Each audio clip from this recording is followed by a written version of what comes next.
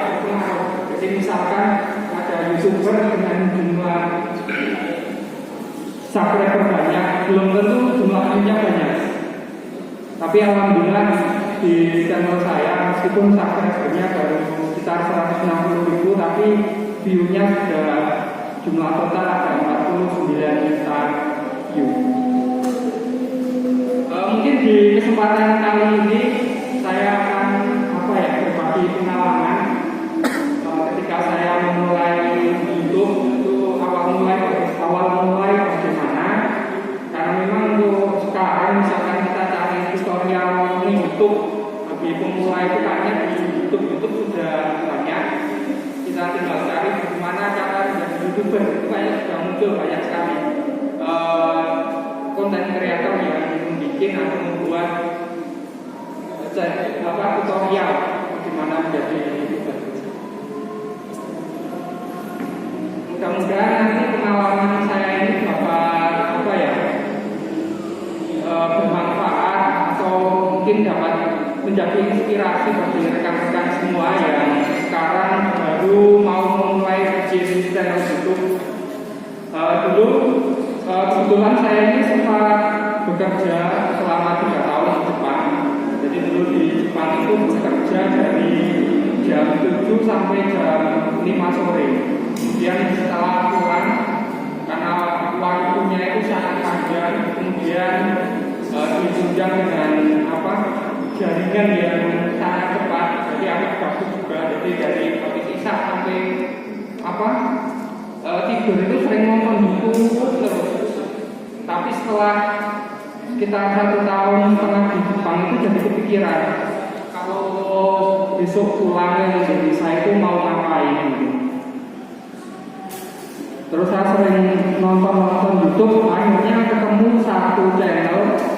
Dulu channel itu sudah channel peternakan milik Mas Sultan Mursid dari daerah Pati.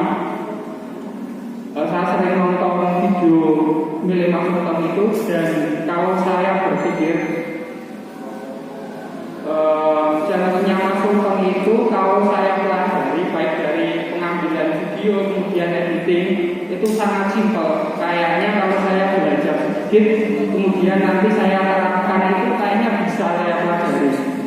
Dari situ awal mula saya memiliki keinginan untuk membuat channel YouTube tentang peternakan, karena kebetulan saya ini juga di rumah sehari-harinya tukang ngarit, bukan untuk menutupi agar tidak dibilang menyusul, tapi memang passionnya di situ. Sekaligus juga jadi pelatih. Jadi barangkali nanti rekan-rekan Ansor jadi panitia kurban nanti bisa pesan sapi ke saya. Insya Allah harganya juga ada khusus.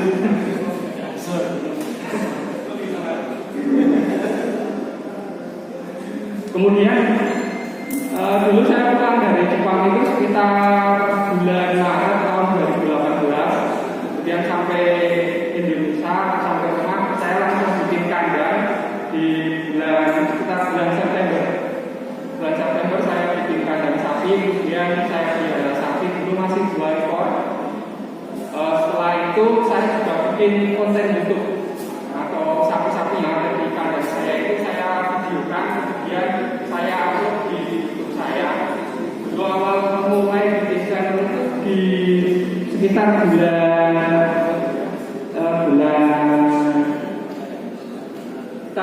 Oktober tahun 2018. Di bulan tersebut saya bikin video itu 3 video, tapi alhamdulillah selang beberapa hari itu yang nonton tidak ada.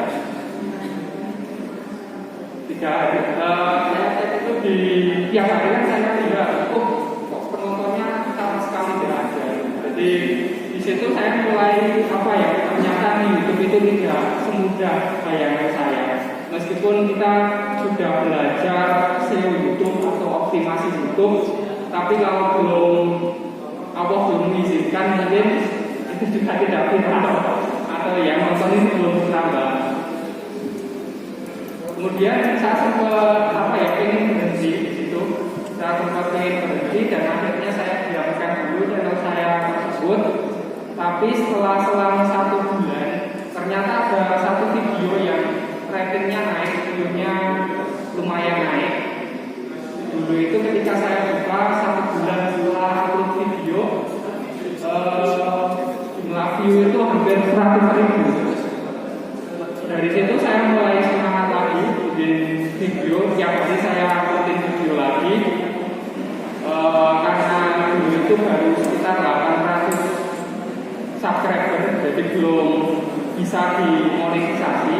Karena memang syarat agar video kita di YouTube itu bisa dipasang iklan atau intinya bisa mendapatkan uang dari YouTube, itu harus 1000 subscriber dan 4000 jam tayang. Jadi cukup perjuangan yang cukup berat itu di awal, mulai dari kita mencari 1000 subscriber tadi sama 8.000 jam tayang, 4.000 jam tayang memang. Itu sangat sulit bagi saya di momen-momen tersebut yang menurut saya paling krusial, paling sulit. Kalau kita tidak secara konsisten saja kayaknya agak sulit kalau tidak pas untung atau pas untung. Kemudian alhamdulillah dulu di bulan Desember tahun 2018 channel saya sudah dapat tadi 1000 subscriber sama 4.000 jam tayang. Dan akhirnya channel itu saya ajukan ke YouTube agar bisa dimonetisasi atau bisa dipasang iklan oleh YouTube. Dan selang 1 minggu itu sudah dapat persetujuan. Channel Anda layak kalau dipasang iklan. Dari situ saya mulai aktif lagi bikin video, baik video di kandang saya pribadi, cara berternak, kemudian saya sering main bulan-bulan di peternak juga, peternak sapi terutama dan kadang juga kambing domba. Selain itu juga saya pergi ke pasar sambil mengamati kondisi pasar.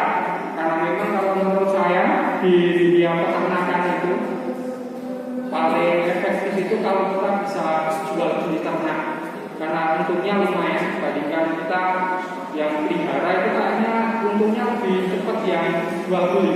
Mungkin di bidang awal saja ya. Untuk pemasaran itu sangat penting.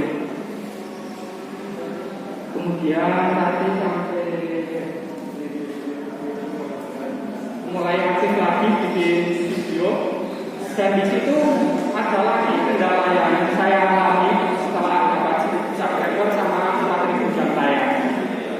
Jadi di YouTube itu kan kalau tadi sudah kita installkan ke YouTube itu mulai kita dapat income dari YouTube, tapi itu belum bisa kita ambil. Kenapa belum bisa kita ambil? Karena setelah itu kita harus verifikasi alamat. Dan ini yang waktunya menurut saya paling lama. Untuk waktu verifikasi alamat sendiri antara 3 sampai setengah tahun atau sampai 6 bulan. Verifikasi alamat itu adalah kita mengirimkan permintaan ke kalau di Indonesia sendiri cabangnya di Singapura. Jadi kita nanti dikirim surat cinta dari Google, terutama yang tadi di Singapura tadi, nanti kita dikirim, tapi waktunya sangat lama, sekitar 3 sampai 6 bulan. Karena memang yang lama itu di posnya, karena tidak langsung dikirim oleh pos, jadi kita harus aktif ya, entah itu 1 minggu atau 2 minggu sekali harus ngecek ke kantor posnya apakah sudah ada surat dari Google ke kami atau belum. Dan waktu itu saya menunggu PIN dari Google itu sekitar 3 bulan. Jadi sangat lama. Saya di bulan-bulan terakhir itu, di 3 bulan itu sempat mau menyerah. Akhirnya saya vakum dulu selama 1 bulan. Karena memang dulu di desa saya itu belum ada yang YouTuber, jadi belum bisa konsultasi kepada siapa itu masih sangat sulit. Kalau sekarang saya misalkan di Temanggung sendiri sudah banyak YouTuber pertama yang channelnya sudah dimonetisasi. Jadi misalkan ada kendala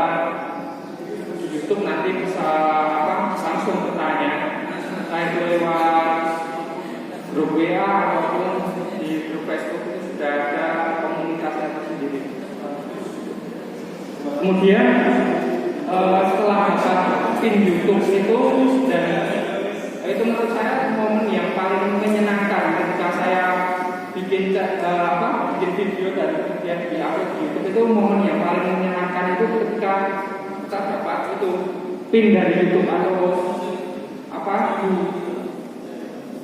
kayak kartu cinta itu dari YouTube. Seperti kita dapat balasan mantan.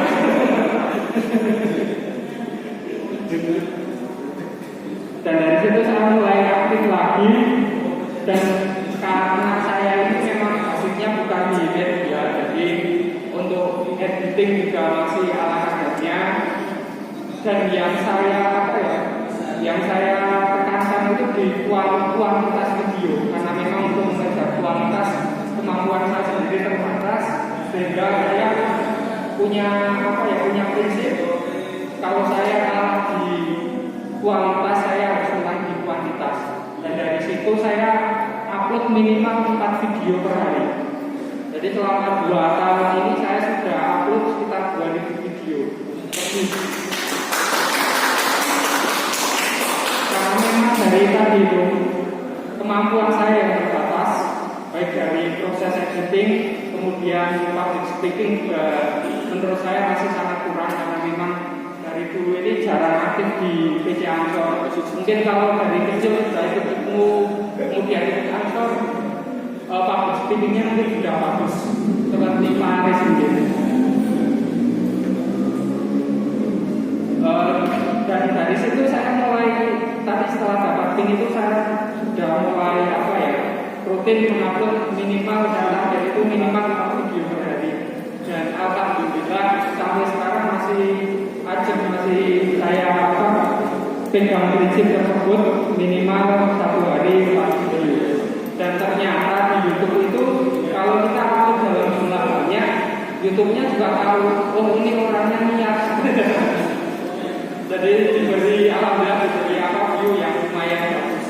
Mungkin kalau teman-teman semua pengen lihat penghasilan per bulannya berapa untuk YouTuber bagian juga kenal maupun yang masih pemula seperti saya ini, bisa juga itu lewat sosial media. Jadi teman-teman bisa lihat langsung berapa penghasilan YouTuber per bulannya maupun per harinya. Mungkin seperti itu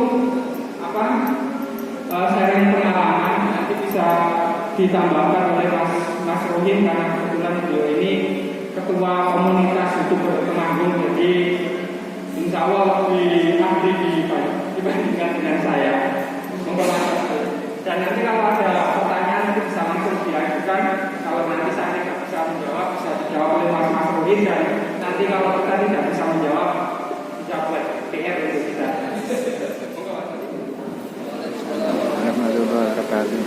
Kepada Ketua Pimpinan Cabang Ansor Temanggung yang saya hormati, kepada Ketua Bidang Ekonomi Pak Mukhtar yang kami hormati, kepada sahabat-sahabat semua yang hadir pada kesempatan sore hari ini yang saya hormati, pertama-tama marilah kita panjatkan rasa puja dan puji syukur kehadirat Allah Subhanahu wa taala yang mana telah melimpahkan rahmat, taufik, hidayah beserta inayahnya kepada kita semua, sehingga pada kesempatan sore yang berbahagia ini kita dapat berkumpul tanpa halangan suatu apapun.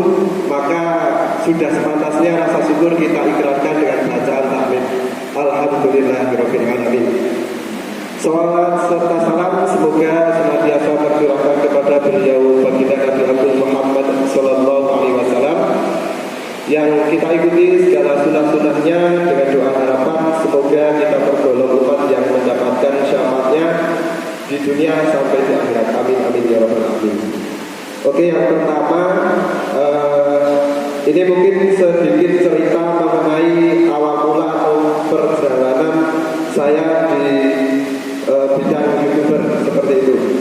Jadi awal mula itu saya terjun di YouTube itu kurang lebih sudah 3 sampai menjelang 4 tahun. Jadi disitulah di Temanggung belum tenar yang namanya YouTuber. Jadi kadang dipandang sebelah mata. Kadang di kampung pun saya juga sempat disangka atau dituduh gila seperti itu karena berbicara sendiri seperti itu. Dan saya pun memaklumi hal seperti itu. Daripada saya menghabiskan energi saya untuk membalas komentar dari tetangga, lebih baik saya fokus mengejar apa yang saya cita-citakan. Dan toh nanti ketika sudah ada hasil, pasti yang dulu mengatakan atau menuduh itu dia akan berbondong-bondong atau mencari tahu kebenaran tersebut seperti itu. Dan alhamdulillah sampai sekarang sudah diterima, tidak disangka gila lagi seperti itu. Dan untuk masalah ceritanya mungkin sama Mas Lutfiaka mungkin tidak jauh beda. Dan di sini mungkin saya akan lebih menjelaskan secara teknis saja biar nanti ada gambaran mengenai YouTube kedepannya, misalkan ingin terjun di YouTube ya hal-hal apa saja yang harus dipersiapkan agar nanti tidak menyesal atau tidak patah semangat di tengah jalan seperti itu. Jadi seperti itu ya untuk pengantarnya. Dan di YouTube itu memang kalau kita lihat itu kayak simple, kita tinggal bikin video terus kita edit, kita upload, dapat uang. Tapi realitanya tidak seperti itu. Jadi di YouTube itu betul-betul dibutuhkan sebuah konsistensi dan kontennya itu sustainable, maksudnya berkelanjutan seperti itu. Jadi kalau tidak berkelanjutan nanti akan berpengaruh juga dengan jumlah subscriber maupun istilahnya refleks dengan penonton. Jadi yang mau ngikutin juga malas seperti itu. Dan untuk langkah-langkahnya mungkin kalau di sini yang punya HP atau nomor HP mungkin sudah banyak dan sudah tidak perlu dijelaskan lagi. Kemudian kalau yang pegang kertasnya mungkin bisa disimak secara lengkap. Kalau masalah membuat email dan akun YouTube mungkin sudah tidak perlu dijelaskan lagi, di internet sudah banyak seperti itu. Dan mungkin nanti apabila dari sahabat-sahabat ada yang perlu dipertanyakan atau perlu disampaikan, tinggal disampaikan saja seperti yang dikatakan tadi beliau Lutfi itu. Kalau kita tidak bisa menjawab ya nanti kedepannya kita bisa lebih belajar lagi kepada senior-senior yang ada di Temanggung maupun yang di luar Temanggung seperti itu. Kemudian saya mau masuk ke konten ya. Jadi untuk membuat konten itu sekarang di YouTube itu tidak, dalam arti tidak sembarang ya. Misalkan kita dalam menggunakan backsound, misalkan musik, kan banyak yang membuat konten. Misalkan kita lagi ada acara, misalkan band atau acara apa itu kan biasanya ada musik. Nah musik itu ada juga yang namanya itu copyright. Jadi dia itu misalkan dibikin konten terus diupload di YouTube, terus kalau YouTube-nya sudah dimonetisasi, sudah bekerja sama dengan YouTube itu nanti akan ada peringatan, bisa copyright, bisa tanda kuning. Itu kalau kuning masih bisa diselamatkan ya mas. Tapi kalau sudah tanda dolarnya itu kok sudah dicoret itu biasanya sudah copyrightnya terlalu parah seperti itu. Jadi di sini saya menekankan secara teknis saja biar tidak menjadi YouTuber tidak sembarang menjadi YouTuber, tapi harus mempunyai bekal-bekal yang harus dimiliki dan itu merupakan sebuah keharusan kalau menurut saya. Kemudian buatlah konten yang original. Kalau berdasarkan yang saya dapatkan dari berbagai sumber, baik itu yang sudah subscribe-nya sudah jutaan, itu itu YouTube itu akan lebih istilahnya lebih memprioritaskan pada konten-konten yang sifatnya edukasi, yang bisa mencerdaskan, terus bisa memberikan manfaat untuk penonton seperti itu. Karena di YouTube pun juga sekarang lebih mengerucut kepada konten kreator yang betul-betul dia itu mempunyai sebuah bakat atau kreativitas yang bisa bermanfaat seperti itu. Yang contohnya ya seperti misalkan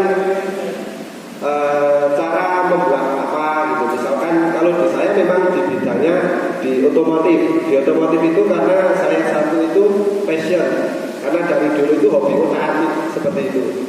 Dan untuk masalah video, pastikan video yang original buatan sendiri, kita nggak akan pakai HP ya. Pakai HP apapun yang penting bisa jelas. Dalam arti jelas gambarnya itu tidak ngeblur seperti itu. Dan juga suara itu juga bisa jelas seperti itu. Karena dulu saya pakai HP Samsung yang 2300 itu yang kameranya itu baru 5 atau berapa megapiksel itu. Jadi tapi sekarang sudah saya hapus di channel saya karena kan kalau tadi Mas Lutfi mengutamakan kuantitas ya Pak, jumlah. Tapi saya yang sebaliknya, ya meskipun belum maksimal seperti itu. Kalau video Mas Lutfi AK itu kurang lebih 2200 ya Mas. Itu sama belum sama yang dihapus. Jadi bisa lebih seperti itu. Tapi kalau punya saya sebisa mungkin itu kualitasnya agak lebih ditonjolkan seperti itu. Karena saya di bidang tutorial seperti itu. Jadi nanti kualitas maupun kuantitas juga harus dipersiapkan seperti itu. Kemudian masalah membuat judul. Nah ini masalah membuat judul itu sebisa mungkin menarik. Kan kadang kita lihat di YouTube itu kadang tertarik dengan judul. Kadang ada judul yang kontroversial. Terus nanti judul ada yang jorok seperti itu. Nah itu kan kadang orang penasarannya di situ. Nah kemudian nanti setelah membuat judul itu kan ada yang namanya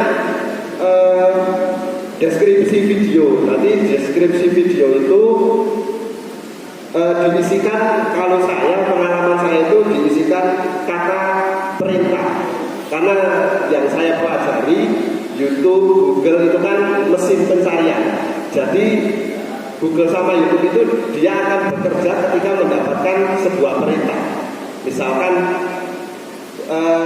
mencuci sepeda motor, misalkan nanti ada hashtag ataupun misalkan kata perintah, misalkan cuci atau mencuci. Jadi di situ harus ada kayak celah-celahnya itu harus ada kata perintah seperti itu. Biar di mesin pencarian itu pun juga lebih respon seperti itu. Tapi ini tidak berlaku juga untuk konten atau YouTuber yang sudah papan atas. Jadi kalau YouTuber yang papan atas itu sudah tidak membutuhkan lagi namanya deskripsi yang menarik ataupun tag video atau backlinknya video yang bagus, itu tidak perlu. Karena konten dia itu sudah dinanti para penggemarnya maupun para subscribernya. Jadi saya membicarakan ini untuk yang kita bareng-bareng untuk dari nol berangkat untuk menjadi YouTuber seperti itu. Kemudian setelah membuat deskripsi itu kita masuk ke membuat thumbnail. Jadi thumbnail itu setelah gambar itu kan biasanya di YouTube itu kan ada thumbnail yang menarik. Nah di situ juga bisa dikasihkan thumbnail yang sekiranya orang lain itu penasaran. Kalau yang sering viral itu biasanya kalau dikasih foto atau gambar wanita yang istilahnya masakan Padang seperti itu, biasanya respon dari penonton itu banyak seperti itu. Karena memang zamannya sekarang itu seperti itu. Dan saya pun ini juga sempat sharing-sharing dengan konten kreator yang subscribe-nya itu 2,5 juta. Nah itu memang seperti itu. Jadi harus dikasih sebuah sentuhan seperti itu biar menambah daya tarik. Dan itu pun dicari di videonya nggak ada.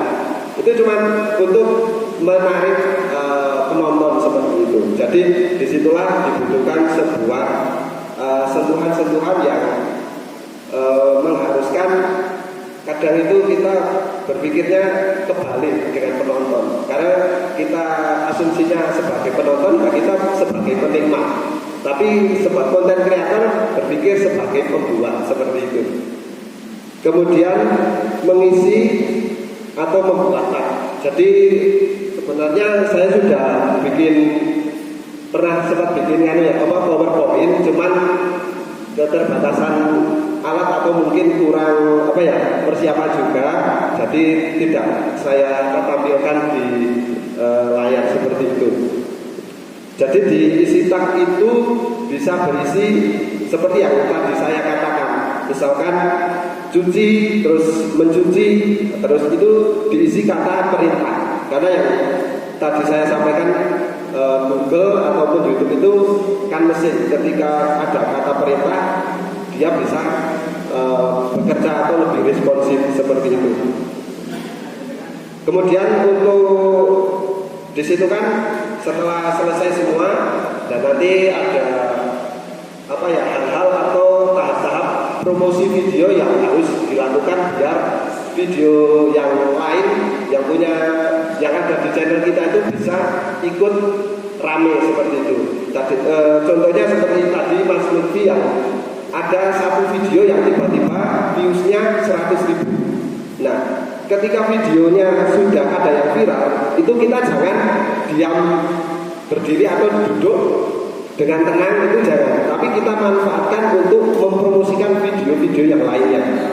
Jangan cara bisa memanfaatkan yang bawaan dari YouTube, misalkan setting layar akhir. Kan biasanya kalau di akhir video itu kan, kalau nonton sampai habis itu kan ada kayak rekomendasi. Nah, misalkan ada video-video, misalkan ada 4, ada 2 nih Mas Lutfi. Nah, di situ itu kan bisa dipromosikan video yang sudah ada di channel kita seperti itu. Dan setelah itu juga ada layar rekomendasi. Jadi rekomendasi, kita bisa membuat rekomendasi untuk penonton pada video tersebut. Misalkan pas kita lagi nonton itu kan biasa di pojok pojok kanan atas itu kan ada kayak tulisan berjalan itu. Misalkan ada notifikasi direkomendasikan, nah, itu yang buat itu yang pemilik konten kreator tersebut. Jadi salah satunya untuk intinya itu biar penonton itu tidak lari dari channel YouTube kita seperti itu, biar terlena melihat konten-konten yang ada di channel YouTube tersebut seperti itu. Jadi untuk teknisnya di situ ya. Kemudian kita setelah semuanya selesai untuk kategori itu, sebenarnya ini saya sampaikan di awal, jadi tentukan terlebih dahulu kategori yang mau menonton. Jadi kan di YouTube itu kan ada kategori YouTube Kids, terus ada yang misalkan umur 11 tahun sampai 15 tahun atau sampai 20 ke atas. Nah itu kan kita bisa istilahnya bisa menganalisis sendiri. Misalkan kita bikin konten ini khusus umur yang berapa gitu, seperti itu. Jadi ketika sudah tahu pasokannya, seperti Mas Lutfi misalkan ya hobi untuk ternak, itu bisa merapat di Mas Lutfi seperti itu. Jadi kita betul-betul terkonsep. Jadi kalau kita bikin konten sekarang misalkan otomotif, besok konten misalkan tentang hewan, kemudian besok lagi tentang masak-masak, itu kan tidak satu tema. Jadi kadang orang bosan, channel operasi ulah malih kurang konsisten, nah, seperti itu. Jadi di YouTube juga dibutuhkan sebuah konsistensi yang betul-betul bagus seperti itu. Kemudian untuk mempromosikan, nah itu kita bisa dipromosikan, misalkan ada yang punya Facebook, misalkan kita gabung di komunitas pencinta otomotif ataupun pencinta misalkan religius ataupun tausiah, itu kita bisa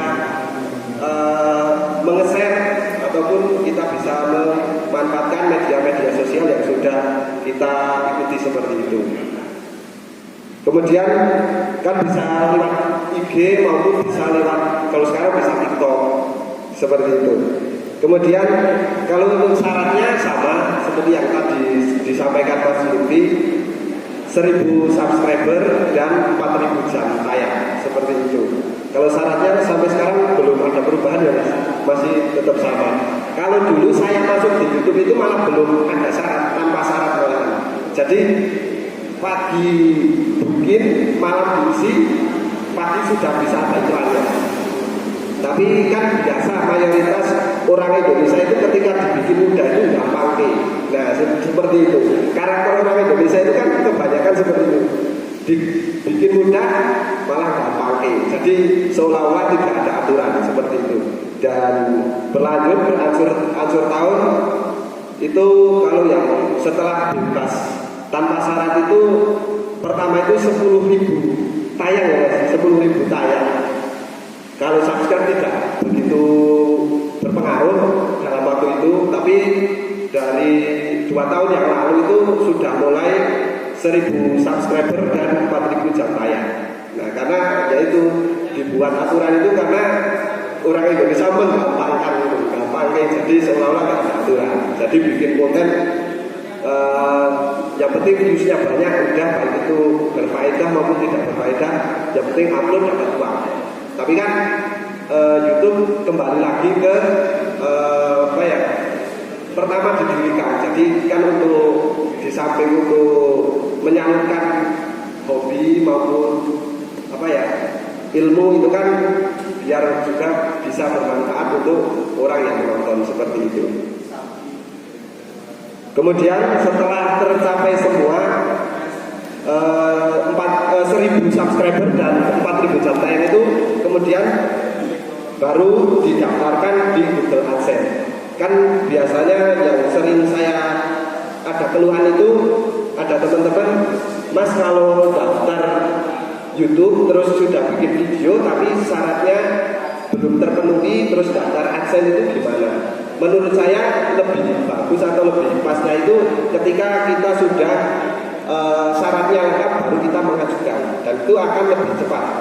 Dan pernyataan ini saya lakukan atau saya aplikasikan untuk channel kedua saya yang selain Insan Terkepo. Jadi saya punya 2 channel. Jadi yang channel satu itu untuk membuktikan ketika apa ya, persepsi saya, misalkan kan kalau orang daftar pekerjaan itu kan pasti syaratnya lengkap dulu baru mengajukan ke HRD ataupun dimasukkan ke perusahaan seperti itu. Kan tidak etis ketika kita daftar dulu tapi syaratnya belum ada, itu kan kurang pas seperti itu. Kemudian untuk masalah penghasilan itu ketika kita sudah di ACC sama Google AdSense, kan kita sudah daftar terus kita sudah di ACC sama Google AdSense, itu kita harus mengumpulkan nominal atau uang sebanyak $10.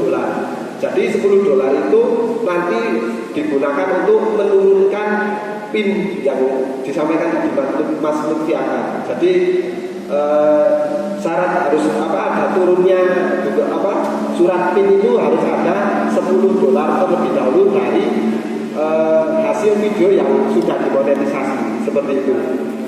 Kemudian untuk lama waktu bisa mengambil penghasilannya itu kan minimal bisa diambil di Google AdSense itu $100. Kalau di kurs rupiah itu sekitar 1.300.000 ya, atau 1.400.000 itu baru bisa diambil, bisa dipindah ke ATM seperti itu. Jadi kurang lebihnya seperti itu untuk bisa mengambil hasil jeripayah kita dengan membuat konten video di YouTube. Dan untuk lamanya sampai 100.000, itu tergantung pada kemampuan individual ataupun kemampuan kreator tersebut. Kemudian, dan ini ada alternatif untuk yang poin yang ke-20, misalkan ada yang pegang kertasnya, itu poin ke-20 itu misalkan sebaik-baiknya, misalkan kita sudah bikin channel YouTube dan sudah banyak subscribernya, terus sudah banyak juga viewsnya, cuman ditolak terus sama Google AdSense, tidak bisa menghasilkan dari YouTube. Nah itu ada alternatif lain. Jadi jangan berkecil hati, misalkan wah viewsku, subscriberku wis jutaan, cuma kok ora iso di daftarkan di YouTube. Nah itu jangan berkecil hati, karena bisa juga menjadi endorsement atau kita bisa mempromosikan, bahkan kita bisa dihubungi oleh perusahaan brand-brand besar, baik itu yang misalkan konten masa yang bisa di-endorse dengan misalkan merek Panasonic maupun Yakult dan lain sebagainya. Nah itu kalau kita kualitasnya di YouTube bagus, nah itu kita dicari produk-produk seperti produk-produk yang membutuhkan influencer seperti itu. Jadi kita yang betul-betul harus mempertahankan kualitas dan kuantitas tersebut seperti itu. Dan mungkin seperti itu. Kalau untuk masalah penghasilan tadi sudah disinggung Mas Lutfi melalui sosial media. Sosial bisa dianalisis karena tidak etis dan kurang sopan kalau menyampaikan penghasilan seperti itu. Nah mungkin sebagai pengantar teknisnya saja, mungkin ada yang jadi unek-unek, silakan bisa disampaikan. Ya silakan monggo. Bisa maju biar lebih jelas.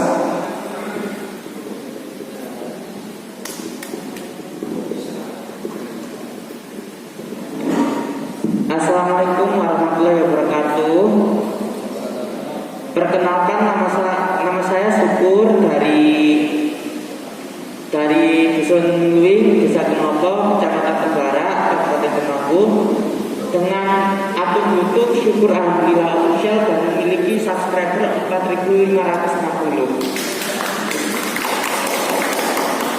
Jadi saya ingin menyampaikan sedikit pertanyaan. Kalau misalkan kita melakukan saling support atau mungkin support itu kira-kira diperbankan atau tidak YouTube? Walaupun itu banyak isu kalau support itu bisa monetisasi gitu. Mungkin Masnya bisa jawab mungkin? Terima kasih. Langsung jawab, tidak selak lali.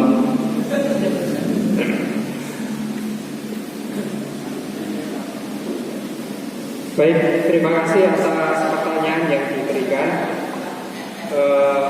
Bagaimana kalau subkorsat itu di YouTube bahaya atau tidak? Dulu ada pengalaman teman saya, dulu satu desa juga, bikin channel itu berbarengan. Jadi saya langsung bikin konten tentang peternakan, beliaunya ini bikin konten tentang pertanian. Kemudian karena di pertanian itu view-nya sedikit, jadi sering minta orang lain untuk mensubscribe channel tersebut, kemudian kita balik mensubscribe channel orang lain. Jadi yang namanya subkorsat itu kita minta ke orang lain untuk mensubscribe channel kita dan kita mensubscribe channel orang lain.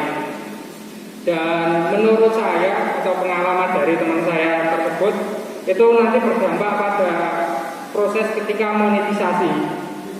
Jadi YouTube juga dapat mendeteksi traffic atau view atau subscribe itu datang dari mana. Nanti dampaknya ketika kita mengajukan monetisasi, meskipun untuk jumlah syaratnya sudah terpenuhi, yaitu 4.000 jam tayang sama 1.000 subscriber sudah terpenuhi, tapi nanti bisa waktunya disetujui itu bisa lama. Dulu pengalaman teman saya itu sering subkorsat, kemudian karena channelnya sama sekali tidak berkembang, akhirnya pindah channel atau pindah kontennya dipindah. Yang tadinya tentang pertanian, kemudian pindah ke peternakan. Di peternakan itu alhamdulillah view-nya naik. Dan syaratnya itu langsung terpenuhi. Syarat yang tadi syarat monetisasi itu langsung terpenuhi. Tapi tadi karena awal mulai bikin channel itu sering subkorsat itu, akhirnya ketika mengajukan proses monetisasi itu waktunya jadi lama, disetujui itu jadi lama. Kalau tidak salah, kalau dulu saya kan dari pengajuan sampai disetujui itu sekitar 1 minggu. Kalau teman saya ini bisa sampai 3 bulan baru disetujui. Itu dampak Sabkorsat menurut saya. Mungkin Mas Rui dapat menambahkan. Ya, mungkin saya tambahkan saja untuk melengkapi saja. Salah satunya dampaknya ya tadi agak menjadi lambat karena YouTube juga berpikir ulang apakah ini benar-benar dari views asli ataupun views robot seperti itu. Dan juga saya menambahkan nanti masalah penonton juga akan berpengaruh juga punya Mas Uki. Jadi penontonnya kan hanya itu saja seperti itu. Dan juga berdasarkan yang saya dapat, sub for sub itu memang dilarang sama YouTube seperti itu. Jadi kan kalau kita ya istilahnya kita bekerja seperti kita bekerja dengan YouTube. Kalau kita tidak patuh dengan peraturan YouTube, jadi kita konten itu nggak ada rasa tenang seperti itu. Jadi kita berpikir nanti korek wis gede channelnya itu blokir. Nah itu seperti itu. Jadi itu misalkan ada aturan gini sebisa mungkin ya ditaati. Toh juga persyaratan itu juga untuk melindungi konten kreator biar tidak dibajak seperti itu.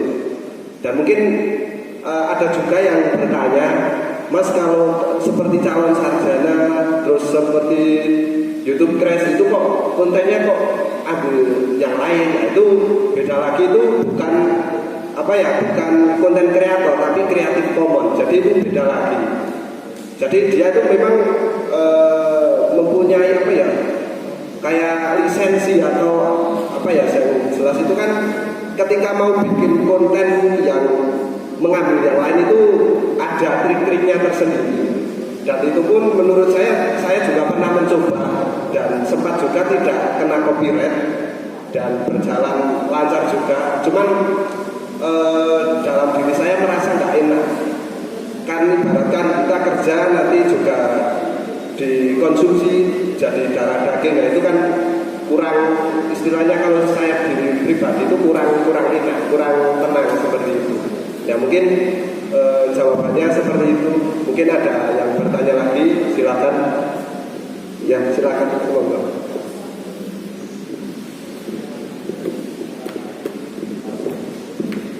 Assalamualaikum warahmatullahi wabarakatuh. Kami mempunyai akun dan baru sekitar 500-an subscribe ya. Tapi anehnya itu yang pertama itu subscribe itu kok pedun kemarin terus 200 sekian gitu. Tadinya kan 600 terus ya menjadi 200 sekian. Jadi kan hatinya ya juga patah rasanya. Itu yang pertama, pertanyaan yang pertama. Kemudian pertanyaan yang kedua, yang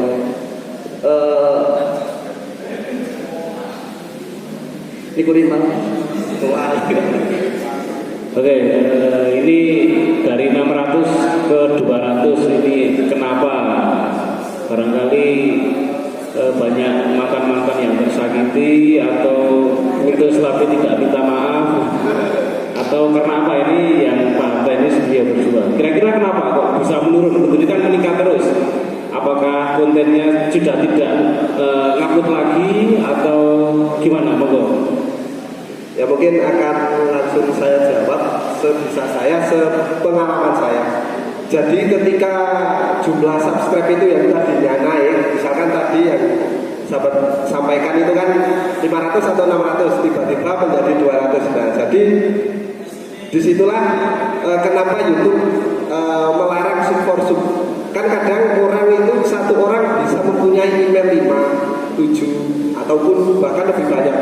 Dan saya pun sempat sempat belajar juga membuat satu orang tapi bisa membuat akun 20 atau bahkan bisa 100. Nah itu kan nanti kalau emailnya itu akunnya itu nggak pernah dipakai, nah mungkin kan nanti bisa di blacklist sama YouTube karena dianggap spam seperti itu.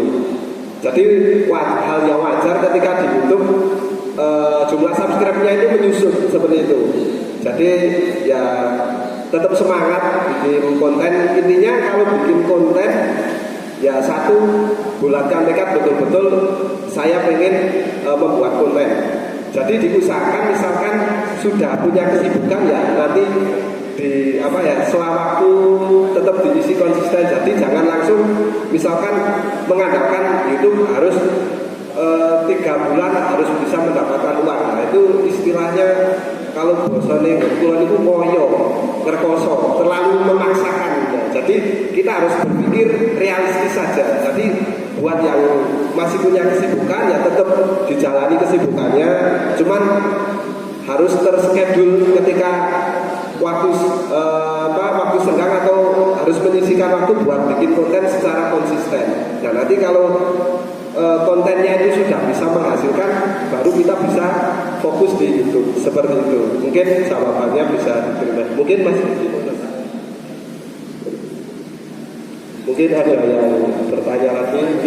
Oh, sudah kelingan. Monggo. Yang selanjutnya yaitu dengan akun lain, maksudnya gini. Jadi saya mempunyai sebuah video, kemudian kan saya kurang tenar bahasa ini. Terus saya minta Mas untuk ikut ngendel videonya di upload Mas, kemudian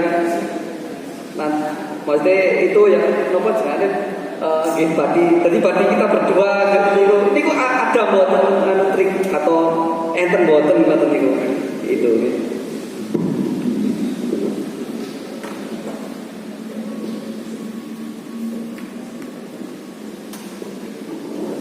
Saya akan mencoba untuk menjawab pertanyaan tadi. Kalau menurut saya sangat bisa. Jadi di channel itu kan kita bisa mengupload video, kemudian kita bisa buat story WA, dan yang satunya kita bisa bikin postingan. Jadi di postingan ini nanti kita bisa posting video orang lain atau channel yang misalkan subscribernya belum banyak, kemudian jumlah view-nya belum banyak, agar penonton di channel kita bisa ikut nonton channel lain, itu nanti bisa di linknya bisa ditempelkan di situ. Jadi di channel saya otomatis akan muncul video dari teman-teman yang pengen atau meminta untuk di-share videonya, seperti itu. Salah satunya seperti itu. Meskipun beda kategori, artinya beda tema yang di-upload, nggak masalah. Jadi mungkin nanti kalau penonton saya mau nonton atau tidaknya itu tergantung penonton itu sendiri ya. Mungkin lebih efektif kalau misalkan channel yang diminta untuk nge-share atau diminta untuk membantu mempromosikan itu satu tema. Misalnya pertanian ya pertanian sama-sama pertanian itu kayaknya lebih mudah, lebih tepat untuk berbagi view, berbagi penonton. Jadi pada intinya nggak masalah, cuman lebih efektif kalau misalnya minta tolongnya kepada yang sesama satu konten. Misalnya pertanian ya nanti ke akun yang membahas tentang pertanian mungkin. Ada lagi? Oh, guys, monggo.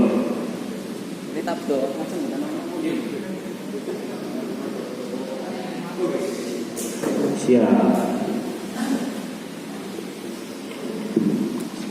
Assalamualaikum warahmatullahi wabarakatuh. Sebelumnya saya ucapkan terima kasih pada Mas Lutfi juga Mas Rufin atas berbagi pengalamannya. Perkenalkan, saya Kumbang dari PAJ Candi Roto. Nah, alhamdulillah dari PAJ Candi Roto sendiri sekarang sudah punya channel YouTube.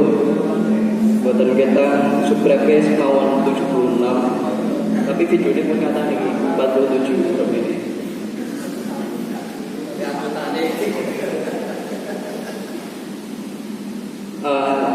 Sebenarnya saya mau menanyakan untuk kata nih Mas. Buatan apa?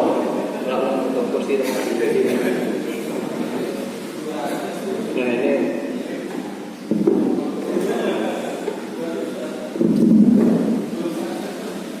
Yang pertama karena akun yang baru ya Mas. Nah ini untuk cara mempromosikan akun itu supaya lebih gampang dikenal itu seperti apa. Nah tadi kan dibilang untuk akun yang baru alangkah baiknya itu satu tema, satu konten gitu. Nah terus untuk copyright, nah ini kan banyak akun-akun itu yang mengambil kutipan-kutipan kados nek tenggen Islamic ini ya. Kados ceramah Cak Nun, nah itu dipotong terus dijadikan sebuah konten. Nah itu maksudnya seperti apa dan apakah itu masuk dalam copyright? Ya tuh.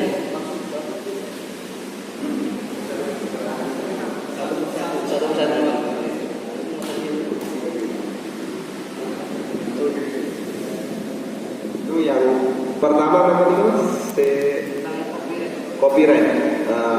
Tadi disampaikan masalah misalkan kita ambil video dari Sinau Bareng Cak Nun, nah itu contohnya seperti itu. Dan kebetulan juga ada tetangga saya, Mas Alfan ya, itu tetangga saya itu memang mengambil dari ceramahnya Cak Nun dan itu sempat viral juga, viewsnya juga banyak. Dan entah kenapa sekarang kemarin tanya itu sudah di-banned dan alhamdulillah sekarang sudah bisa dibereskan seperti itu. Karena ya mungkin kalau copyright terlalu banyak mungkin YouTube-nya pun juga agak istilahnya seperti itu. Nah jadi kan akhirnya dinolkan seperti itu. Jadi kan harus membuat ulang seperti itu. Jadi ya seperti yang tadi saya sampaikan, misalkan mau gunakan background, misalkan biar tidak terlalu waku seperti itu, nah itu ada di YouTube-nya juga ada audio yang khusus bisa digunakan konten kreator dan itu sampai sekarang saya pun menggunakan dari YouTube biar betul-betul aman, tidak ada masalah seperti itu. Nah mungkin Mas Lutfi mau nambah, silakan. Baik, saya akan menambahkan sedikit. Kalau di YouTube sendiri, kita sebenarnya bisa re-upload produk orang lain. Seperti tadi ada YouTube Crash dan Calon Sarjana itu kan mengupload dari channel lain. Itu bisa kita lakukan, tapi kita harus tahu fair use. Jadi maksimal videonya agar tidak terdetek oleh YouTube itu berapa detik, itu kita harus tahu. Kalau kita ngopinya terlalu lirik itu nanti bisa terdeteksi dan di YouTube sendiri menyediakan tempat untuk mengetahui siapa saja konten kreator yang mereupload atau mengupload ulang video kita itu sudah ada tempatnya. Jadi nanti si pembuat video mengklaim hak milik video tersebut, hak cipta video tersebut. Dan bisa jadi untuk yang re-upload itu nanti apabila dilaporkan ke YouTube nanti bisa di-banned pelanggaran hak cipta. Ada pelanggaran hak cipta, ada juga. Jadi misalkan teman-teman re-upload tapi nanti penghasilannya masuk ke yang konten kreator aslinya, seperti itu. Nah ini untuk tadi masalah ini ya, misal copyright gitu ya. Nah ketika kita mengutip misalnya Jawa Bangun punika kita copy terus kita bikin dalam videonya itu bentuk beda, mungkin ada video nopone dan itu kita yang buat itu masuk dalam konten kreator atau masih dalam lingkup copy nopo separuh nopo berikut dan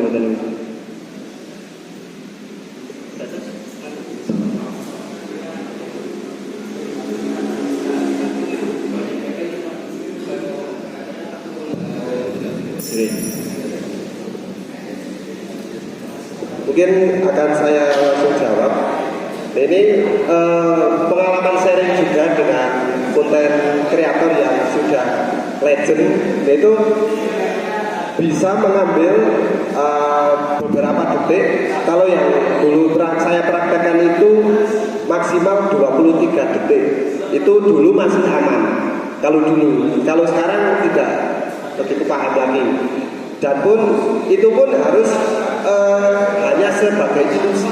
Jadi kita membangun cerita sendiri itu cuma sebagai benda waktu, jadi diilusikan seperti itu.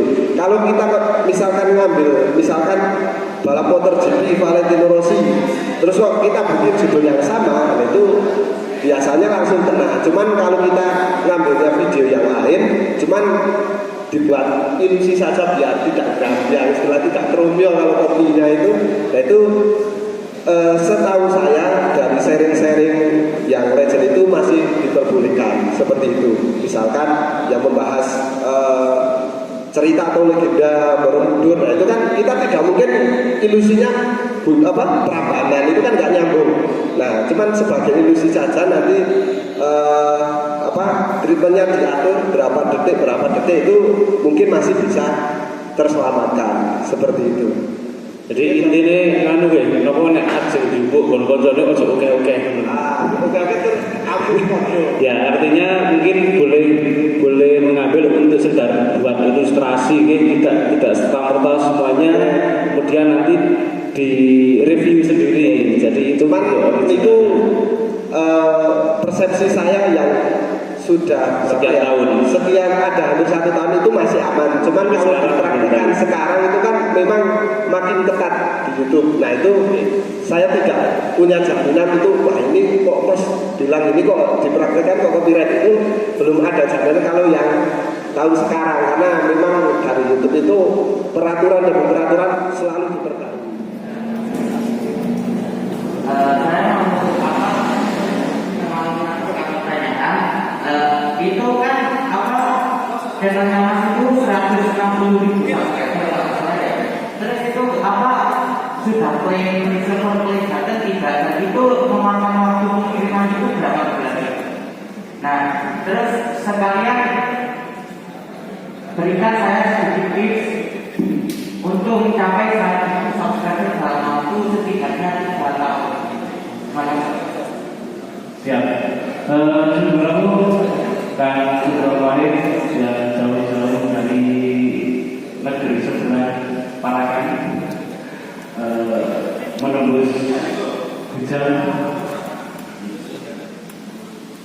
Macam menjawab ini, monggo bagaimana istri berikan saya 10 muda, ini berikan saya 100.000 subscribe. Ini bukan proyek apa ini Mas Tiaga, karena subscribe ini. Monggo Mas. Terima kasih. Alhamdulillah kalau saya bersama Mas ini sampai sudah 100.000 subscriber, jadi sudah bisa memulai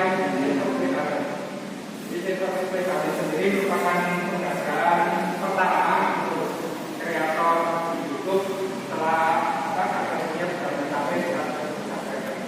Kemudian untuk waktu pengiriman itu ya sebenarnya kalau menurut saya pribadi kita lebih fokus ke bikin konten daripada kita mengeklaim server pribadi tersebut. Jadi saya agak pelan untuk mengeklaim server pribadi tersebut setelah subscriber saya sekitar 130.000 subscriber. Lalu saya klaim, dan karena langsung dikirim dari Amerika, jadi bukan waktu sekitar 1 bulan sampai tempat saya. Mungkin karena ada seperti itu. Kemudian kalau tips dari saya untuk bisa mencapai 100.000 subscriber itu kembali lagi ke prinsip saya tadi, karena memang dari segi kemampuan saya baik kemampuan untuk berbicara, kemudian kemampuan untuk membuat konten, kemampuan video itu sangat terbatas. Kalau saya pribadi lebih menekankan ke kuantitas video. Jadi lebih banyak upload tiap hari lebih bagus. Insya Allah nanti untuk view sama subscribernya juga mengikuti. Kemudian untuk kualitasnya nanti kita sambil jalan sambil meningkatkan kualitas dari video kita. Ini segala sesuatunya biar sukses itu harus proyek bareng-bareng, kayak itu bergerak apa-apa proyek bareng-bareng, Allah bisa segera tercapai. Sahabat-sahabat yang saya hormati, Bidang Temanggung, sahabat Tuan Wahid, terima kasih atas kehadirannya. Bahwa kita Pak kembali serius mengenai hubungan serius itu. Intinya bahwa agar pertemuan kali ini bisa bermanfaat, tentunya tidak lanjut. Beberapa kami bertiga ini sudah ngobrol-ngobrol kecil-kecil bagaimana kalau kita ini membuat grup ya. Sebenarnya kalau pengelolaan nantinya berada di bidang media, Mas Ayah yang bisa mengkoordinir dan lain sebagainya. Kemudian bidang organisasi bahwa ini butuh juga masukan dari bidang organisasi. Lebih real bahwa nanti benar saja kita eksekusi itu kita membuat mereka grup yang nanti berupa tidak lanjut. Nah di sini saya kembali lagi masih harus merepoti sahabat-sahabat YouTuber untuk nanti membimbing teman-teman di sini untuk dibimbing secara langsung. Mungkin minggu ini ditugasi untuk membuat konten apa, kemudian nanti jenengan berdua selaku yang sudah senior di antara teman-teman memberikan masukan terhadap video itu dan lain sebagainya. Kita bikin grup yang nanti menjadi bahan evaluasi bersama di depan nanti ada isu apa yang bisa kita angkat atau mana yang dibahas nanti biar dikomandani oleh bidang yang sudah di bidangnya itu youtuber ini. Nah ini kaitannya dengan bidang organisasi di situ. Langsung bahwa video ini mohon diizinkan untuk bergabung dengan teman-teman atau sahabat media di GC Ansor seperti itu.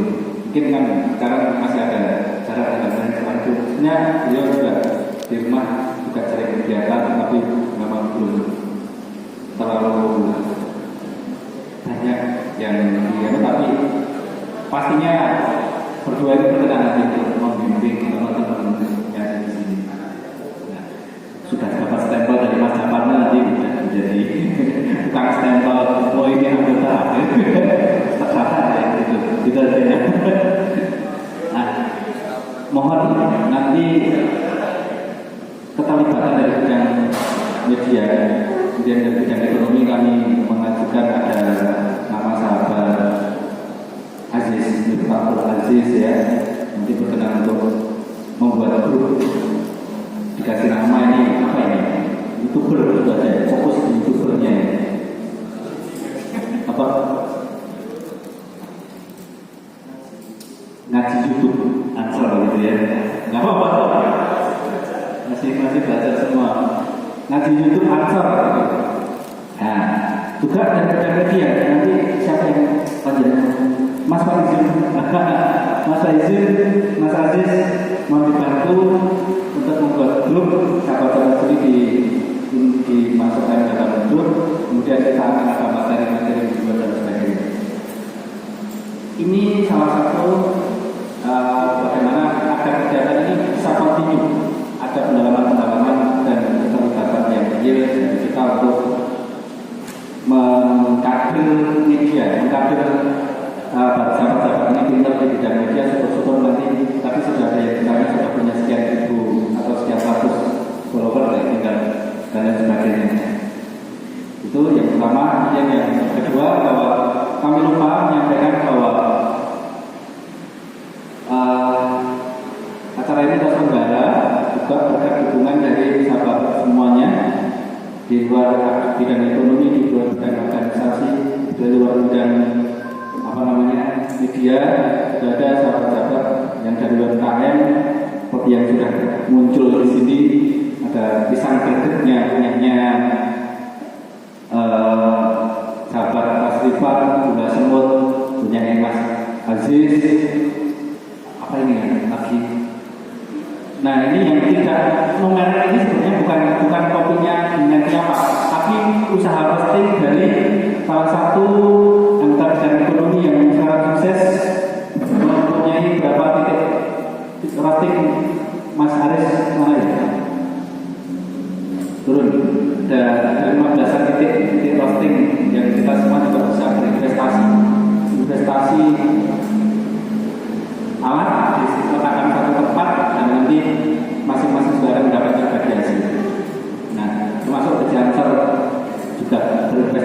itu banyak sahabat yang terlibat juga dalam itu untuk sama-sama meningkatkan ekonomi kita. Ada lagi yaitu kopi Bodorono. Kopi ini dari kopi Bodorono yang disajikan. Silakan nanti ini gratis. Tadi sahabat moderator lupa atau takut menyampaikan acara ini gratis, ngopinya juga gratis. Kalau ingin bayar nggak apa-apa sih kelasnya bisa panjang. Dan salah satu sponsor kuat di sini adalah Derumani punyanya PC Ansor, bidang ekonomi PC Ansor. Derumani itu berada di bawah ini. Nah nanti karena ini acaranya gratis tapi bermutu, nanti gimana ya? Pokoknya main jajan di bawah gitu aja. Gratis tapi jajan. Nasi goreng harganya berapa? Nasi goreng ada nasi jagung goreng mas bagus, kedai Ansor Rumani. Silakan jajan di bawah itu saja, bayarnya di sana. Jajannya pas jajan gratis, setelahnya bayar. 10.000 berapa apa tambah minumnya apa ini pun harus sesandini promosi. Masalahnya nanti kalau kedai punyanya bidang ekonomi ini nanti rame, khas yang masuk ke Jansor banyak. Sampai saat ini sudah mencapai 3 jutaan yang masuk ke kita, hampir 4 juta, dan itu sudah kita gunakan untuk macam-macam. Kegiatan-kegiatan seperti ini ataupun siapa yang membutuhkan sesuatu untuk peningkatan organisasi bidang ekonomi maupun secara keseluruhan.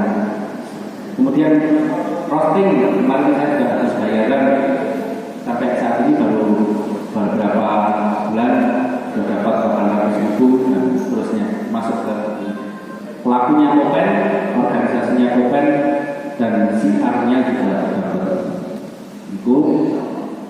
Itu yang kedua yaitu dari Rumani, silahkan nanti disambangi, kemudian untuk jajan di situ sebagai wujud kita ini ya, terus sponsor lah seperti itu.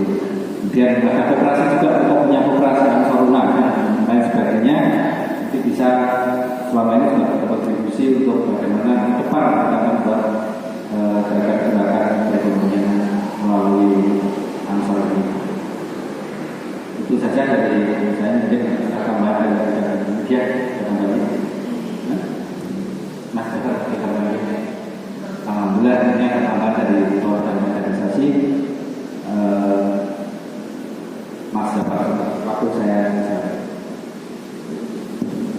Assalamualaikum warahmatullahi wabarakatuh. Sahabat-sahabat yang dirahmati Allah, langsung saja karena sudah sore.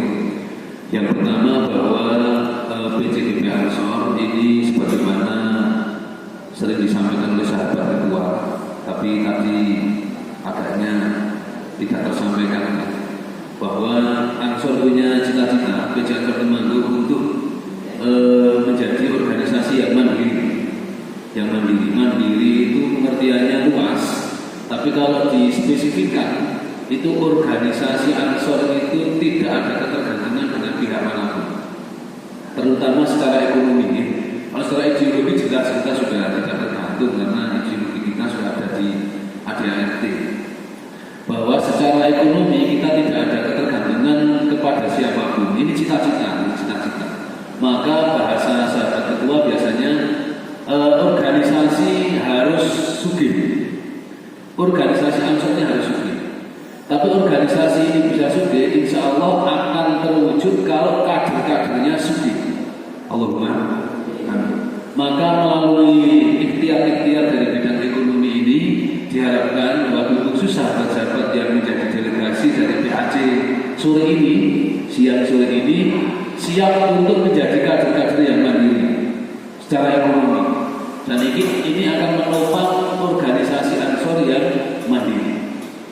Lebih spesifik lagi, sore ini sahabat-sahabat akan bergerak dalam kemandirian di bidang ekonomi yang concern di bidang YouTube atau bahasa kerennya YouTubers. Sahabat-sahabat siap ya? Sudah diberi bekal, insya Allah siap ya? Kalau mau ya kepingin. Karena dua ini kan luar biasa sahabat. Mungkin ini segmennya atau kontennya otomotif. Kan tidak semua orang bergelut di bidang otomotif, tapi subscribernya banyak, viewernya juga sampai jutaan, ada yang 2,4 juta atau berapa ya. Itu saya melihat cara menghilangkan blok mesin sepeda motor itu 1 jutaan yang lihat. Itu gak otomotif, padahal itu bukan hajat hidup utama. Nah, mungkin sahabat-sahabat bisa cari segmen yang lain. Apalagi kalau Temanggung katakanlah pertanian, ambil itu. Nah sekarang ideologis ya Islam rahmatan lil alamin, buat konten-konten dan ini NU banget, Ansor banget. Apalagi sahabat Lutfi sapi ya sih nonton jutaan, masih banyak segmen. Maka sahabat-sahabat mari kita tidak lanjuti dengan tentu semua hal harus telaten, harus serius. Maka yang pertama bahwa organisasi Ansor punya cita-cita menjadi organisasi yang mandiri, sehingga organisasinya harus sugih, kader-kadernya juga harus sugih. Allahumma amin. Kemudian yang berikutnya, kita di GP Ansor ini punya anggota kurang lebih 7.000 Ansor Banser sekabupaten, dan di kesekretariatan PC maupun keorganisasian ini sedang menata database anggota, baik melalui penerbitan KTA kartu tanda anggota. Mungkin sahabat Ruhin besok bisa daftar anggota. Syaratnya ikut kegiatan latih Ansor. Sahabat Ruhin juga seperti itu. Karena tidak harus PKD kalau anggota Banser itu dikelarsan, PKD dikelarsan. Nah ini yang kita ada pemetaan anggota kita itu punya disiplin usaha di bidang apa saja. Dan agaknya sejauh yang berjalan ini belum ada yang tercantum jenis usaha atau profesinya itu YouTuber. Mungkin setelah ini nanti akan ada sekian anggota, sekian puluh dari ribuan anggota itu yang profesinya YouTuber atau usahanya YouTuber. Ini nanti diharapkan akan menjadi konsentrasi sahabat-sahabat, karena Ansor ini organisasi pergerakan, dan gerakan kita sekarang di dua dunia nyata dan dunia maya. Bahkan yang paling kencang benturannya itu kadang di dunia maya. Kalau kita tidak mengisi konten-konten di dunia maya dengan hasanah perspektif keislaman kita yang rahmatan lil alamin, kita akan kalah. Mungkin yang akan menggejala itu Islam yang takfiri, sering mengafirkan, sering membid'ahkan. Maka ini tantangan kita tidak hanya keuntungan secara ekonomis, tapi juga kemanfaatan untuk kemaslahatan. Mungkin itu sahabat-sahabat yang perlu kami tambahkan. Dari sisi cita-cita kita ingin menjadi organisasi yang mandiri, dari sisi keorganisasian kita ingin punya database anggota kita yang profesinya heterogen. Itu diantaranya ada yang punya disiplin usaha di bidang dunia maya, khususnya YouTuber. Mungkin itu sahabat-sahabat tambahan dari saya. Nanti tindak lanjutnya kita bisa koordinasikan. Jadi dari bidang ekonomi akan membuat grup, disupport juga oleh bidang media, grup YouTubers, nanti namanya apa silahkan. Apalagi sekarang masih pandemi, ini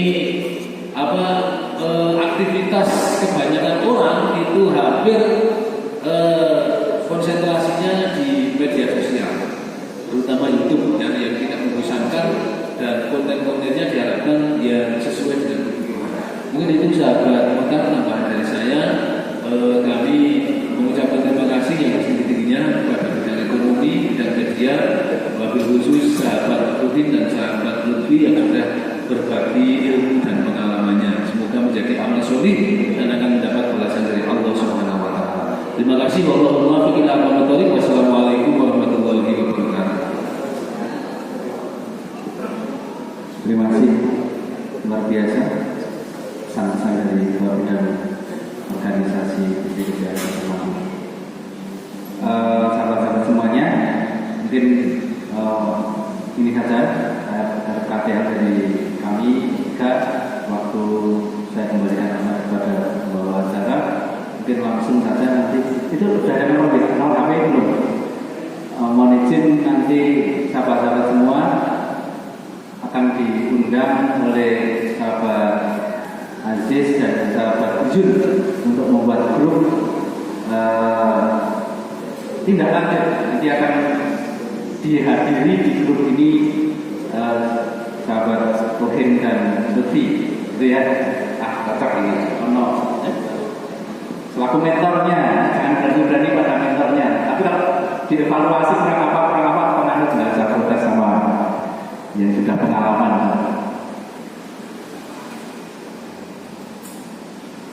Oh iya, saya tanya ini komentar dari bidang media. Sudah punya akun YouTube semua belum? Ya, sudah ya? Oh, sudah. Jangan-jangan followernya mau dihian.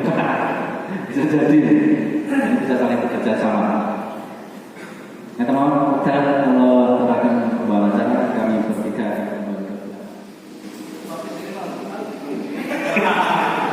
Tapi itu berdulu, tapi itu berdulu. Ini sedikit promosi benar-benar oke. Ada nasi jagung instan punyanya Mas Bagus, kemudian gula semut punyanya Mas Aziz, dan kopi tanpa merek punya Pak Aris, kemudian pisang greget punya saya. Ini benar-benar produk lokal dari desa yang kami usahakan untuk bisa booming. Terima kasih kepada beliau sahabat ketua dan pada kedua pemateri.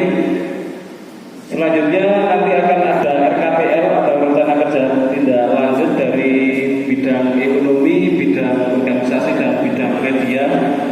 Ini nanti pada beliau Pak Muhtar, Pak Jafar Sotik dan sahabat ayah untuk maju ke depan untuk memberikan RKTL kepada kita semua. Kita bersama-sama belajar memfasilitasi terkait dengan pemanfaatan media digital yang sore hari ini materi khususnya adalah materi tentang kehidupan kehidupan. Sahabat-sahabat sekalian, memang kita ini sadar dan kita tahu bahwa salah satu titik lemah di generasi kita atau di kelompok kita ini adalah di bidang media. Ini salah satunya. Nah, tetapi kita juga harus paham bahwa sumber daya kita ini sebetulnya cukup untuk mengolah media ini, tetapi agaknya masih ada beberapa kendala, beberapa halangan yang pada akhirnya kita ini masih pada titik di bawah terkait dengan pemanfaatan media digital. Sahabat-sahabat, dari kegiatan sore hari ini sebetulnya kita kepingin bahwa ada dua sisi di gerakan pemuda Ansor, yaitu pertama sisi ekonomi, yang kedua sisi media yang bisa nanti berjalan bersama-sama. Ekonomi itu butuh media juga, media juga butuh ekonomi. Maksudnya ekonomi, kalau sahabat-sahabat dan sahabat-sahabat kita juga yang di luar sana, ketika mereka ini sahabat-sahabat kita punya produk UMKM, punya apa, tentu butuh peningkatan omset atau dari lewat media ini. Tetapi media ini juga nanti akan membutuhkan ekonomi juga. Makanya dua sisi ini agar kita bisa bareng-bareng kita manfaatkan media dengan sebaik-baiknya sehingga dua sisi itu bisa berjalan dengan baik. Beberapa waktu yang lalu sudah pernah kita adakan kegiatan pelatihan jurnalistik pemanfaatan media digital. Meskipun belum maksimal, tetapi itu bagian dari ikhtiar kita untuk bareng-bareng kita ini sadar media. Nah, lewat tadi materi yang sudah disampaikan oleh beliau-beliau ini, saya berharap nanti akan muncul sahabat-sahabat yang hadir pada sore hari ini untuk mengembangkan diri sahabat. Syukur-syukur nanti saya malah bayangin begini, kita ini kan punya sahabat-sahabat yang tergabung di pemilik UMKM yang di bawah koordinasi pengurus LPNU BCNU Temanggung. Bisa jadi itu nanti ada sahabat satu dua yang bisa buat konten yang kontennya adalah pemilik UMKM itu. Misalkan ada yang punya produk kopi, ada yang punya produk keripik dan sebagainya. Jadi bagaimana mengangkat produk-produk milik kita lewat media yang nanti bisa sahabat kelola sendiri. Sahabat-sahabat sekalian,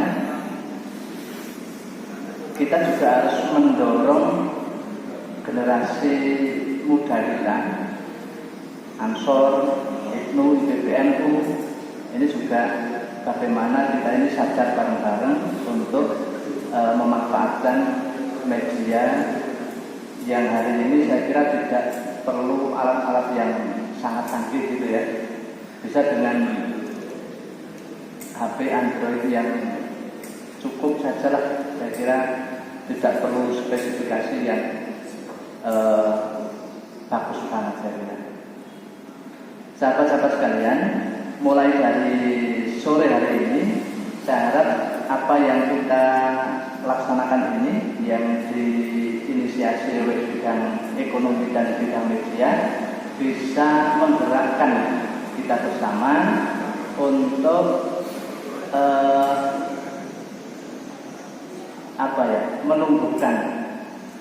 menumbuhkan kesadaran bersama-sama kita dalam hal pemanfaatan media ini. Ke depan kita bisa punya bidang media yang kuat, bisa menangkal banyak hal. Tidak hanya itu saja. Kita ini kan banyak gangguan di sisi media. Sedangkan kita ini didoktrin untuk punya akhlak karimah, punya akhlak yang baik, termasuk di media sosial. Kadang mereka ini kan golongan di luar kita ini kadang sering nakal gitu ya. Nah, sedangkan kita tidak bisa seperti itu. Kita ini di media sosial ya lurus-lurus saja. Nah, harus ada bagian dari kita yang harus bisa menangkal pemanfaatan media yang tidak baik. Ini juga tugas kita sebagai generasi muda yang berkembang. Saya kira itu sahabat-sahabat sekalian. Ke depan saya harap kita bisa lebih baik lagi. Dimulai dari salah satunya adalah acara pada sore hari ini. Kurang dan lebihnya mohon maaf.